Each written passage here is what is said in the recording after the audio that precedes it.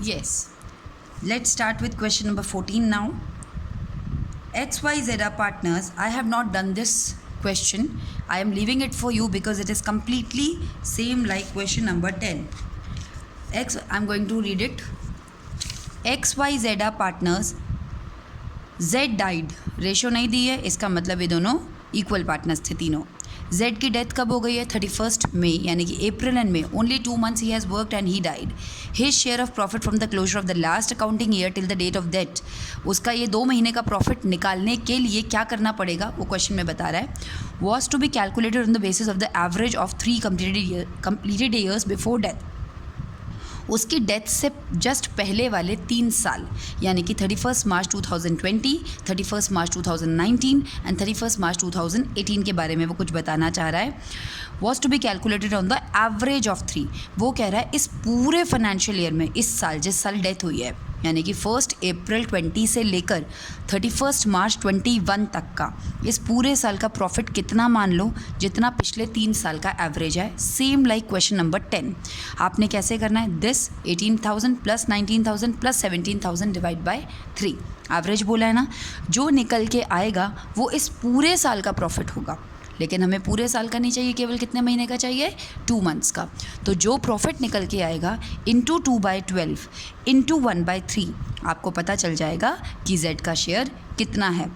पहला पॉइंट बोला है PSR of remaining partners does not change. Ratio change नहीं हो रही है. तो इन दैट केस आप एंट्री क्या बनाएंगे?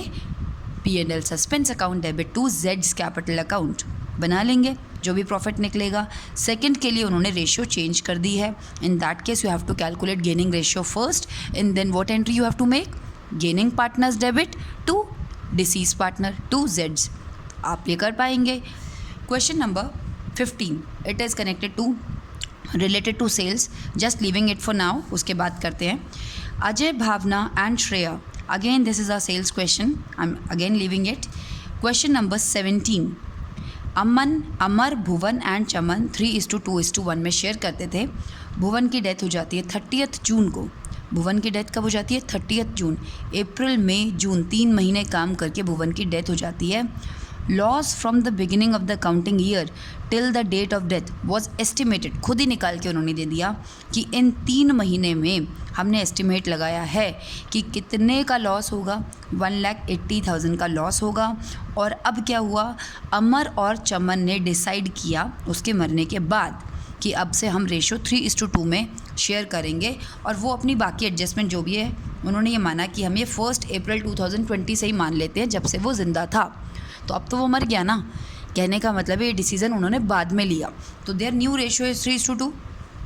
Old ratio was 3:1. ओके. तो अब ऐसे केस में ओल्ड रेशियो गिवन है, न्यू रेशियो गिवन है. आपको जब भी पता है कि रिमेनिंग पार्टनर्स अपना रेशियो चेंज करते हैं तो आपको गेनिंग रेशियो निकालनी होती है. आपने निकाल ली, 3:7 है. अब आपको ये 3 महीने में फर्म ने बता भी रखा है कि 3 महीने में लॉस हुआ है 1,80,000 का. उसमें आपने बी का शेयर भी बता दिया.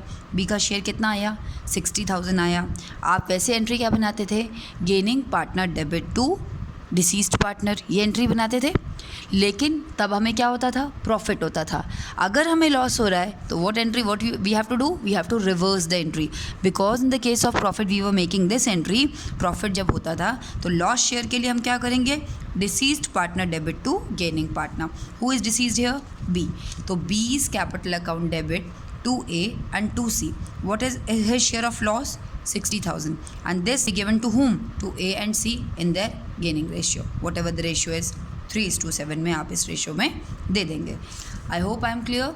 एंट्री वही बनी है, बस लॉस है तो कभी भी लॉस आएगा तो आपने एंट्री को क्या कर देना है? रिवर्स कर देना है. Now we are going to start with the sales portion, क्योंकि अब हमारे 4-5 क्वेश्चन सेल्स वाले बचे हैं. That is also very very easy. So let's start.